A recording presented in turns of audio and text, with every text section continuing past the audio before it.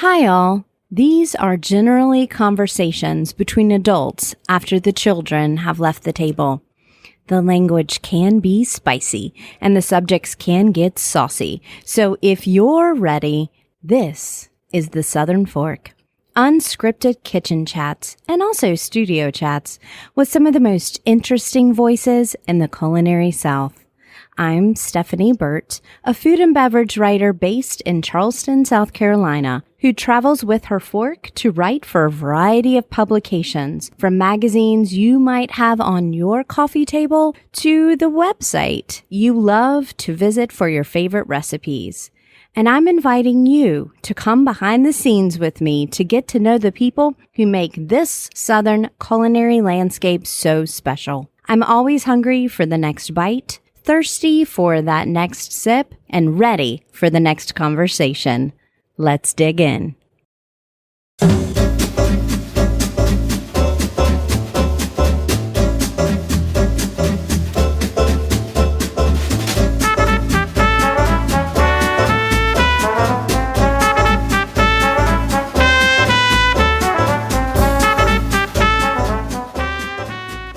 The Southern Fork is presented this year by Townsend Automotive in Tuscaloosa, Alabama.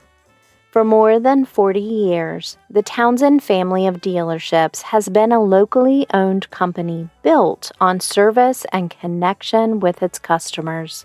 And their experienced team can walk you through the whole process, side by side, from test drive to service oil changes and beyond. I've loved tooling about the southern backroads and super highways this season in a Townsend Honda CR-V. And now I'm hooked on the great gas mileage, the comfortable maneuverability, and that backup camera for parallel parking success. Visit townsendhonda.com for current inventory, or if you're in West Alabama, stop in. Townsend Automotive salutes local entrepreneurs, from restaurateurs to podcasters, and they welcome you to be part of a community that does the same. The Southern Fork's culinary sponsor is Shermer Pecans. It's baking season, and in the South, that often means baking with pecans. From pecan pies to cookies to sticky buns topped in syrup, pecans play an important role in many of the sweet classics of the Southern table. Shermer is a classic too. Fifth-generation growers in South Georgia who turned me on to just how good a fresh pecan can be. They're harvesting them right now to be on your holiday table this season, and they have lots of different size and package options. Visit ShermerPecans.com to place your order or to order a sweet treat for gifts, such as dark chocolate-covered pecans, available by the case, and they arrive already perfectly wrapped in green foil packaging. That's ShermerPecans.com, SCHERMER Pecans.com. Taste how good a fresh pecan can be this season. Around 2.5 million visitors make the trek to Hilton Head Island, South Carolina each year, and a portion of those at least have made it a family tradition to rent homes on the island for holiday gathering, which is a smart idea when sunshine and palm trees are the backdrop for Santa instead of snow. Andrew Carmines of Hudson's Seafood on the Docks, locally just referred to as Hudson's, has been a part of this seasonal rhythm his whole life, growing up on the island and in the family restaurant he now operates. Local fishing and shrimping boats dock right at the restaurant on Skull Creek, and Andrew farms local oysters, making Hudson's one of the freshest and most seafood-centric spots on the island. The breeze is fine, the drinks are cold, and there's plenty of seating on the patio with friendly service, ready to share some Lowcountry flavors. Welcome to the Southern Fork, Andrew. Thank you. Thanks for having me. I'm so excited to be here. I'm excited that it's Wednesday afternoon and I'm sitting on Hilton Head Island right now instead of in my home office, aka at my kitchen table. I love it. I love it. Yeah. Depending on your view, this one's tough to beat. This one is tough to beat. Let me tell you, it is better than my view from my kitchen table. Although my kitchen is cute. It's no beautiful Creekside. It is Creekside, right? Yeah. This is the Intercoastal. We sit on Skull Creek, which is part of the Intercoastal Waterway, and it's pretty nice view from the old office, as they say. Yeah, for sure. This has been your life because your parents bought this place in 74, right? Yeah. My dad was out of Vietnam, and he was a banker in Atlanta. My mom was a school teacher, and they came here on vacation, like so many other people, fell in love with it. And then ultimately heard that the restaurant was for sale, and they went for it. So the rest is history. They had my mom's 5 sisters helped her. They helped run the restaurant along with my grandparents on both sides. So it's been a family affair since. And truly, I made the decision to come back and help them after having some success on my own. In 2006, my dad kind of gave me the ultimatum and said, do you want to come back? It's up to you. If you do, great. If you don't, that's fine too. But if you don't, we're going to sell the place. And I said over my dead body, and I moved back, and it's the best decision I've ever made. Excellent. Because the office is pretty sweet. It's swanky, isn't it? It's like the 70s curtains. Oh, I love it. Yeah, we're sitting at it's 70-tastic in here. Beautiful, it really is. It? But it's not the main event. The main event really is the food and the view at Hudson's. And I wanted to spend time with you today because we've already spent time together. I've already interviewed you for another article recently, and I thought that there was just really much more to the story than a tourist destination where people think, oh, it's a beautiful view. I can go and sit at the outdoor bar and have a nice Bloody Mary and some fried food and call it a day, right? Right. And it's more about the experience and the food, but that's not the case here at Hudson's, and it really just starts actually from the dock, right? Yeah, it's true. So you work with 2 brothers who are commercial shrimpers. Yeah, well, so when I was growing up, I used to check in shrimp deliveries at the restaurant. So when I was 13 years old, I used to check in a guy named Frankie Toomer Shrimp among dozens of other shrimp boats. But Frankie was always one that docked at the restaurant, and his boat stayed here.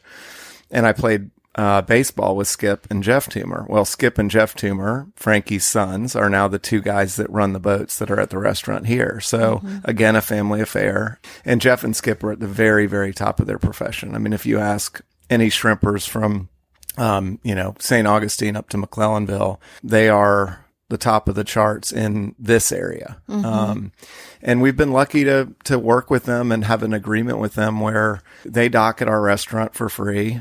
We pay them a slight premium on the shrimp, and they give us first right of refusal on the catch, which, what we end up with is day boat East Coast white shrimp from the last 24 to 36 hours of the trip, which is pretty special. So that's not, 2 weeks out, 2 weeks back, or week week back. Sometimes they do. Sometimes they'll go out for 3-4 weeks, and they'll go up to North Carolina. They'll go up to the northern part of South Carolina. They'll go down to Florida. But the goal for us is to fish on the last 24 to 36 hours of the trip. We buy about 120,000 pounds a year. That's what I was going to ask. 120,000 pounds of white East Coast shrimp a year. Every year. And then you've got oysters, and you've got fish, and you have all of those relationships as well. Yeah, the oysters, we have our own oyster farm. We also go and pick oysters. So right now we're in the process of permitting clams for little necks and cherry stones on the bottom of our oyster lease, and then floating cages on top. As soon as we get that permit, we're going to be rolling, and we're going to try to scale it and be able to sell to other restaurants and really kind of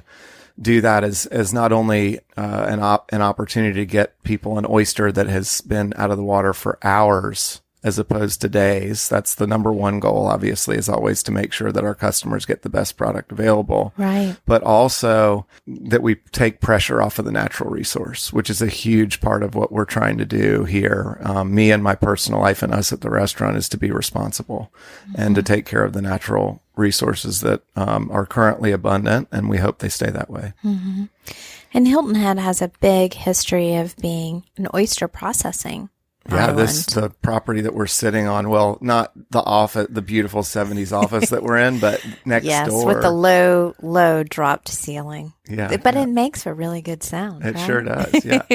But the actual peninsula that the restaurant sits on, back in the 20s, the native island men would row out on oar-powered skiffs known as bateaux, and they would pick oysters all day, and they'd bring them back here. And a lot of times, sadly, the kids and the wives of these oystermen would shuck the oysters, pack them in steel belted barrels, and then they'd get shipped by barge up to Charleston first, and then ultimately Boston, New York, and Chicago. And this is during Prohibition.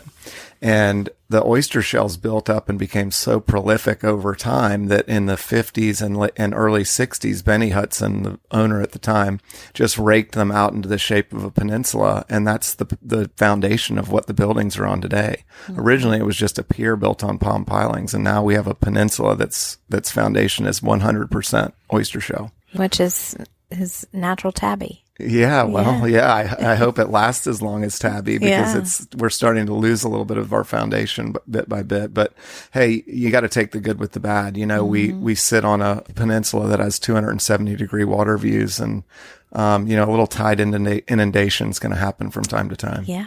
Now, when you were growing up here, there had to have been a situation or a time when you're like sick of seafood. Like if you're checking in the shrimp at 13 and then you're in it all the time. You're tired of it. You know, the island feels small, especially to a young person who wants to get out and do things. We're going to skip past all of that. But when you decided to come back in 2006, what kind of food at Hudson's did you crave?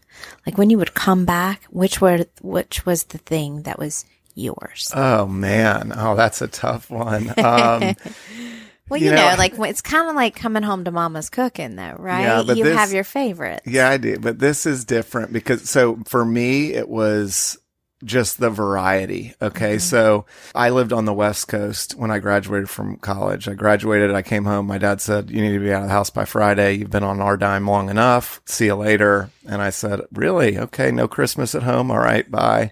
So I got a job in California in the hospitality industry. And the thing I noticed first is that the variety and I guess I don't want to say the quality, but just the variety of fin fish, and they don't have shrimp out there to speak of where I was, and the seafood wasn't the same. And I think what I realized when I came back is just how amazing it is to have so many different options here.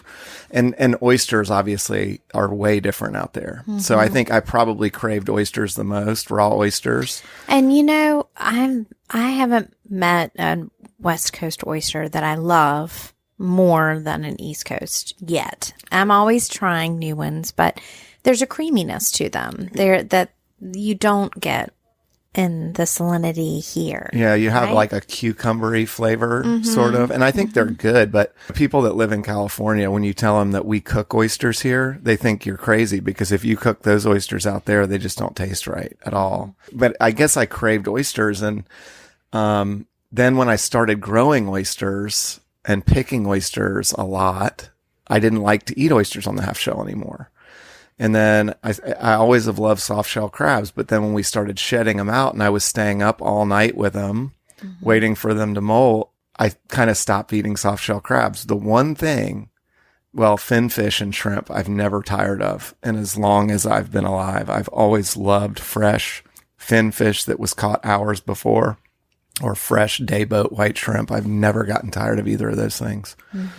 So, and I love all kinds of fish. I'm not just like a grouper guy. I love black sea bass. I love vermilion snapper. I love swordfish. My friend Bill Cox has a swordfish boat up in Young's Island, South Carolina. And when we get those pumpkin swords off of that boat, I mean, I don't know if there's anything better in the world to eat. I mean, it's kind of like picking between great fresh fish. It's like picking which one of your kids you like best. Right. It's very tricky.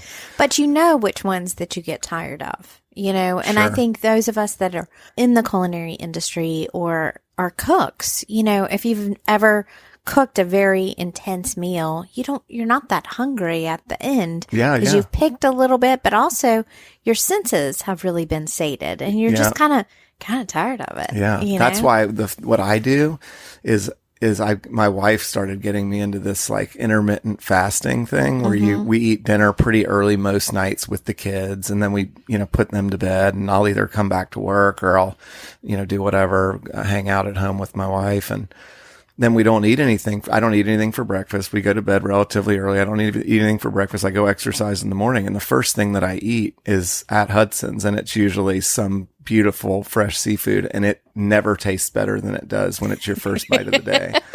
You haven't been cutting fish or peeling shrimp or doing any of that. But I could not agree with you more about, a long cook, like a slow braise, or something like chicken coco van that takes 2 days to prepare.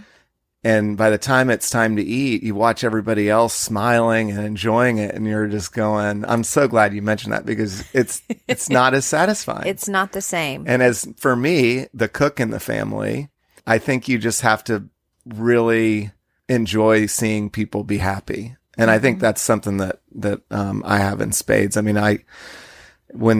if we for one day don't have really the best quality fish or shrimp, or for whatever reason we have weather issues where we can't get out to shrimp. There was a couple of years ago. So, we had a big winter storm, and the shrimp hadn't had a chance to get offshore where they spend the winter in warm currents. And a lot of them died because, we hadn't had any cold weather before that. And so the Department of Natural Resources rightfully decided not to open roe shrimp season, which is our spring season. And we put away about 30,000 pounds of shrimp in December so that we can get through January, February, March. And we do freeze the shrimp, but it's still, the quality is incredible. That year, because they didn't open roe shrimp season, we had about 3 weeks where we ran out of our shrimp off of Jeff and Skip's boats. And I had customers flagging me down in the restaurant saying, Andrew, and holding the shrimp up and saying, when are you going to get your shrimp back? And that was a real moment for me, to know that, our customers appreciate the quality, and that, we've sort of, been able to be consistent enough to where they even know when it's not perfect. You can taste the difference. I mean, Totally. I can taste it. I'm got a little bit of a different taster than the average bear, but still, it's pretty easy to discriminate that. So we hear a lot about, especially if you listen to the show, I'm always beating the drum about local sustainable food systems. And it's something that's really important to me. And it not only makes my food taste better, but it enriches the whole experience of the community. But I think you have a unique spot to, beyond taste and beyond serving the customer or your guests.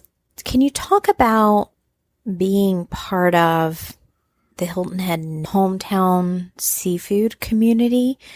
You're one of many seafood restaurants on Skull Creek. And there's a ton of stuff in Bluffton. And there's also a ton of stuff all the way up and down the South Carolina, Georgia, and Florida coast. So I'd love if you could speak to that, not just feeling, but the impact of buying local, what you see beyond just you get a badge of honor for it. I think I can say for Jeff and Skip, sure, they have the technology to IQF freeze shrimp on their boats. We prefer not to buy that product. We really don't buy it at all. And we try to pay them a premium on the products that we buy from them because it's a premium product. And I think, that mentality is something that makes them more profitable. When my dad was doing this back in 1988, there were 5,000 licensed shrimp trawlers in the state of South Carolina. There are now 480, which, if that doesn't tell you the story, I don't think anything will. And, the price of shrimp in 1988 was $6.49 a pound for tails. It's a little more than that now due to the pandemic, but last year shrimp were trading at $5.95 a pound. which if you took an inflation calculator to $6.49 a pound in 88 and you went to 2021, it would be $14 a pound. Right. So the imports having flooded the market has, diminished the value of the product that we buy. So we've made an effort to pay Jeff and Skip a premium price for the product that we buy from them. And I think that helps them be able to keep their boats running and keep their everything running really good. And same for you, because you have a guarantee. You've got a contract, these guys are docking their boat at your dock, at your restaurant. Right. You don't have to spend time going to source or waiting for a delivery or any of that. Well, I think that's why a lot of restaurants choose not to use the local product. I mean, there's a lot that goes into it. One, you don't always know when the boats are going to come in. Two, you got to have people that are there to check the shrimp in when it comes in and weigh it, ice it, get it in the cooler, freeze it if you're going to freeze it. Then the other thing is somebody's got to peel and devein that shrimp. And with labor the way that it is now, how long do you think it'd take you and I to peel 300 pounds of shrimp? I mean, that's what we're going through in a day. And we know how to do it. Right. It would still take me way longer than your folks do it, I'm sure. But what I mean is that for a lot of restaurants, that's an investment that they're not willing to make. Right. In labor and in storage and in just not having the convenience of picking up the phone and ordering some shrimp. And it goes that way with a lot of types of seafood. I mean, you've got to have a pretty skilled group of butchers if you're going to cut your own fish as well. Mm-hmm.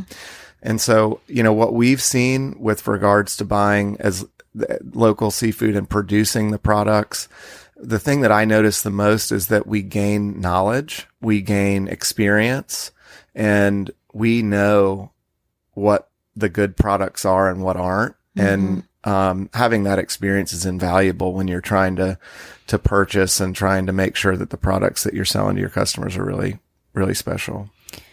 And I know that what you deal with here on the island is very similar to what I see in Mount Pleasant on Shim Creek, another big shrimping area. Is just that paying those premiums or using those boats helps keep the docks for shrimp, because we are also dealing with an intense real estate market. I mean, you're sitting on a lot of acreage here that, bottom line could convert in a different way. Yeah. And used in a different way, and those boats would lose a dock. No question. And, and that's a big issue with commercial fin fishing vessels here. One, we're tucked in a little bit here, so they have to go a little further out to catch fish. Whenever I run into a commercial guy that catches fin fish, like a bottom fishing boat or whatever. And just now, a guy called me because I've been asking him over and over and over again, hey, when you're done at the dock that you're at now, you're welcome to come over to my place. I'll put you up there for free. We'll give you ice. I want to make things as easy and as seamless for the commercial guys as I possibly can in order to get them to sell me that product, because I love looking at people's faces when they take a bite of a black sea bass fillet that was caught 24 hours before or 14 hours before. The reaction's always the same. And this is the best blank I've ever had, whether it's shrimp, oysters, clams. That freshness and that quality, it speaks for itself. Mm-hmm. And I don't think people want to, a lot of times customers probably don't want to admit, hey, I've never had fish that fresh, but their reaction tells me that well, and you don't know experience. That you haven't, until you have something fresher, Yeah, I know.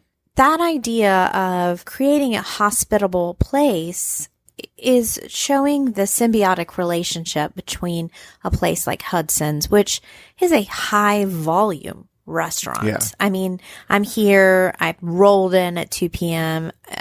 Trying to find a seat outside. I mean, it took a minute. Right. So it's an all day restaurant. It's, not breakfast, but you know what I'm saying? Yeah. Like, it just rolls through the afternoon. And so that symbiotic relationship, it goes deeper into an ecological thing, right? Like, you just got, a board membership for the Coastal Conservation League, right? Yeah. So, or pointing, or whatever the term is. We started, and I've wanted to be on that board for a very, very long time. I've served on a number of different boards that do conservation work. I'm currently on the board at the Port Royal Sound Foundation, which is a fantastic organization. So if anybody's looking to be philanthropic minded or wants to learn more about the Port Royal Sound watershed, that's a great place to start. They're doing some fantastic things with research and education, which is hugely important. Had a great week a couple weeks ago. I had a lunch meeting with Laura Cantrell, who's the exiting chairman or executive director at the Coastal Conservation League. And she offered me a spot on the board on the spot. And I'm just so excited because what we have here, this part of the state and even the northern part of the state, we have to protect it. And they also understand the power of the food system to help protect that. That's because true. Grow Food Carolina. Great program. Great program. And wouldn't it be nice for our kids and grandkids to be able to go out and pick oysters and all that? So there's nothing like it. I'm pretty excited. So I know you're around food all the time, and I know you're a busy man, but there's always something on the horizon. So what right now is making you hungry? Food-wise or Just anything? Anything. Well, I think definitely doing more conservation work. I think we do a big seafood festival in February every year. So that's going to be kind of my next 2 months, is making sure that those events are, one, well attended, but two, totally stellar. Mm-hmm. And, through that festival, a lot of the events are so high quality. A lot of people don't know that they're at a charity event that is going to donate millions of dollars to nonprofits locally. So, that's kind of my focus right now, is to make sure that we're giving back. Mm-hmm. My family, 2 generations have made our living from the ocean. And I was always taught when I was growing up that it's not if you give back, it's how. Mm-hmm. And I just think that it's very fitting that we give back in that way. Also, helping families that have young children that are working families, helping them, helping nonprofits that do after school programs for them, or pre-K programs for moms that are single moms or single dads that have to work. Mm-hmm. And that, I hope, will keep people wanting to move here and work and live, and just trying to do good things. And I think the other side of it is just to keep trying to find ways to get seafood on the plate quick. What's one aspect of this job that really meshes like a puzzle piece with an aspect of your personality? So how does it a good fit? Okay.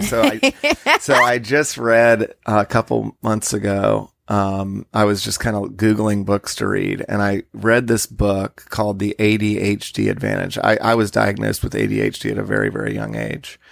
And at the time, you were made to feel like that was a disability. Right.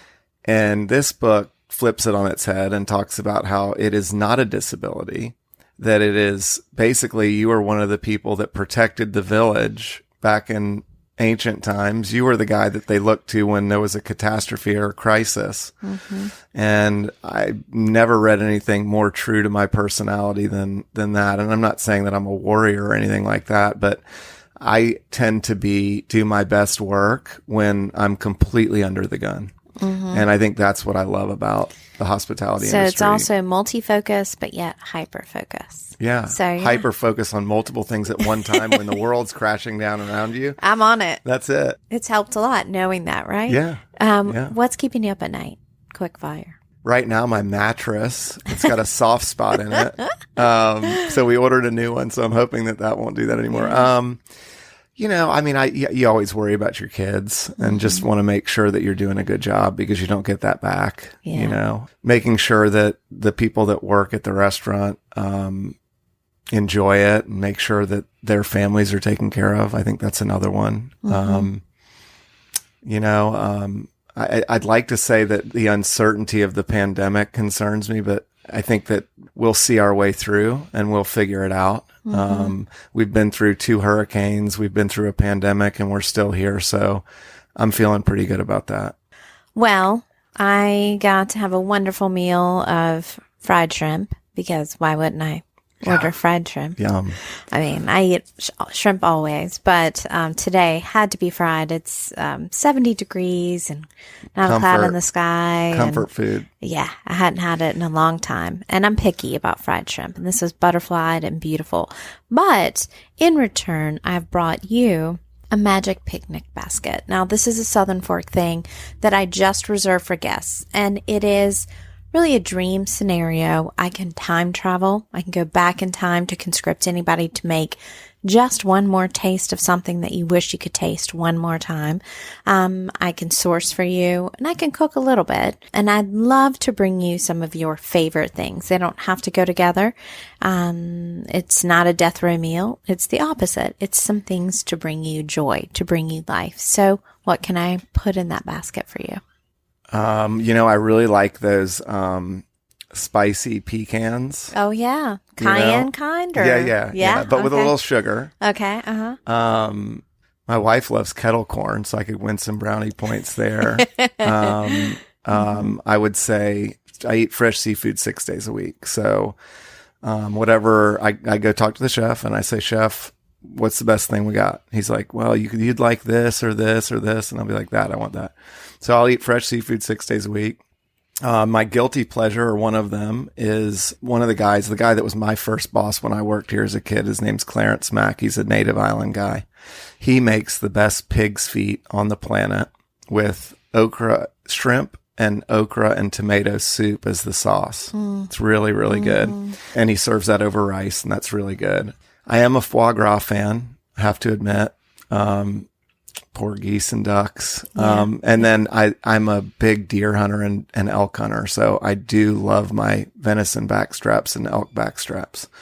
My kids actually prefer to eat elk and venison to beef, which is pretty cool. That's pretty cool.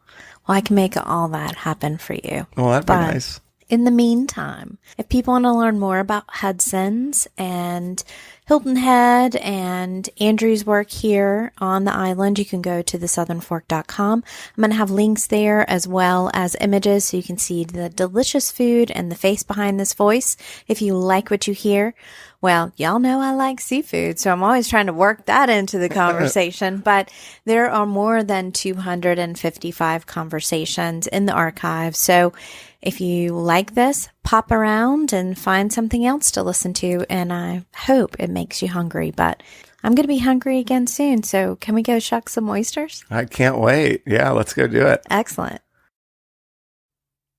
Hello and welcome to Talking with My Mouth Full. I had a wonderful quick trip down to Hilton Head Island, South Carolina. And one thing that I've really learned about Hilton Head is that there is a stiff, healthy competition among the restaurants as to who has the best hush puppies. Now, I don't know about you, but I really like fried bread, which is essentially what hush puppies are, especially fried cornbread. So I'm all for sampling the different ones. And at Hudson's, they were small, and I love that super crunchy outside. Other places, they might serve them with honey butter, or they might have more chunky onions in them. But hush puppies actually have a pretty storied myth around them that had something to do with people hushing puppies at a fish camp, or a riverside, campsite. Robert Moss, who is the editor of the Southeastern Dispatch, has just recently published a pretty extensive deep dive into the history of the hush puppy. So I'm going to leave a link there on Andrew Carmine's episode page. You can delve into that if you are interested. And I learned a lot from this article. Robert Moss is a well-respected historical researcher as well as a food writer. So he does really do his homework on this. And I'll tell you, I think he convinced me that that story that I just told you about hush puppies is really pretty made up. Learn more at thesouthernfork.com or just go to Hilton Head and try all those hush puppies for yourself and decide which one is your favorite. In the meantime, I'll be continuing to sample and share with you little tidbits like this, aka hush puppies, of fun here on the podcast. Take care, and I'll talk to you soon.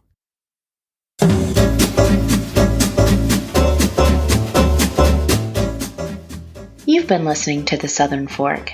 I can't wait to bring you more culinary conversations, but in the meantime, I have one question. Are you going to eat all that?